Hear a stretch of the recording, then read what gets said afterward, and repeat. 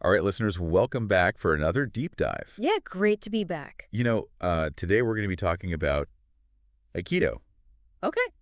And I know you're probably thinking, oh, Aikido, isn't that like kind of a peaceful martial art? Yeah.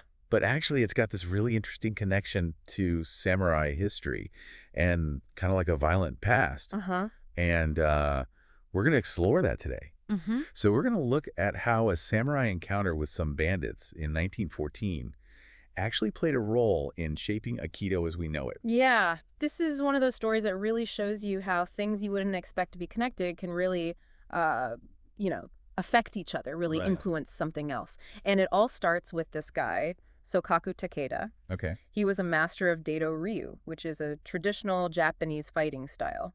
Now, Daito-Ryu, I feel like I've heard that somewhere before. Yeah, it's known for being pretty effective. Yeah. And one of the things that makes it so unique is its focus on like evasive movements, Okay. like really slipping and dodging, and also something called joint manipulation. Joint manipulation, I'm interested already. Yeah, so think about like your elbows, your wrists, shoulders. Those are all natural levers in the body. Right. And Daito-Ryu is all about using those points against an opponent. So it's like turning their body against them. Exactly. And it was a style that was favored by samurai. Oh, wow, for centuries. Yeah, so you can see where this is going.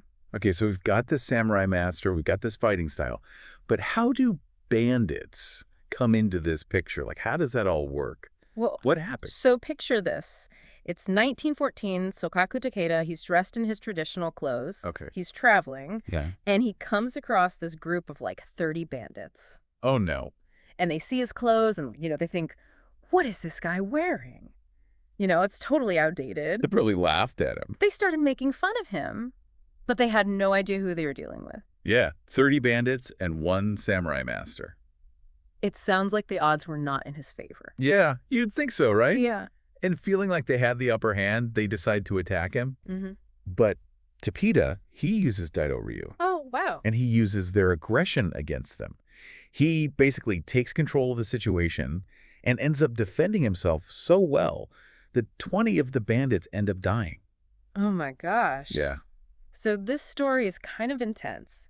It definitely proves that Daito-Ryu is effective, Yeah. but it's also kind of brutal. Yeah. So I'm wondering, how does this very combat-heavy style turn into Aikido? Yeah. Like, how do we get from this to this martial art that we know as being about peace and harmony? Well, that's where Morihei Ueshiba comes in. Okay. Now, he was a student of Takeda's, Uh-huh. and some accounts even say that he was there Oh, wow. during that bandit encounter. Really? So you can imagine seeing something like that. Seeing how effective Daito-Ryu is, Right. it would have made an impact. Yeah. But Ueshiba, he was also a very spiritual person. Mm-hmm. And he wanted to find a way to make those techniques into something more than just fighting, something So more. he wanted to elevate it. Yeah, exactly. And he did this by bringing in the idea of, Key.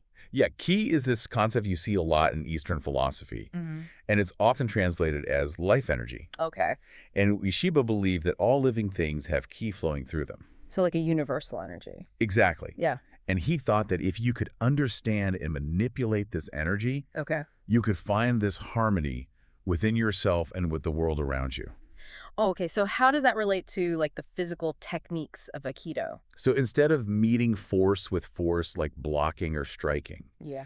Aikido focuses on redirecting that attacker's energy. Oh, so it's about blending with the attack rather than just trying to stop it. You got it. Yeah. And Ueshiba, he took those joint manipulation techniques from Daito-Ryu Mm-hmm. and he kind of redesigned them. So instead of opposing the attacker's movements, you'd harmonize with them. Oh, wow. So the whole idea is to blend with the force, Mm. neutralize the attack, Right.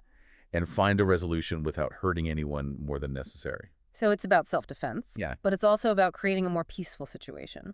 Right. It's about understanding conflict and finding a way to resolve it harmoniously. I can see how that would be appealing to people. Yeah. And it is Aikido's practiced by millions of people all over the world. Wow. And people come to it not just to learn self-defense or get fit, Right. but also because of the mental and spiritual side of it. It's about personal growth. Yeah, it's a journey of self-discovery and development. It's pretty amazing to think about how we started with this story of a samurai and bandits, Yeah. and it's evolved into this global martial art. It really is a testament to how you can transform something that was once about combat into something that promotes peace and harmony.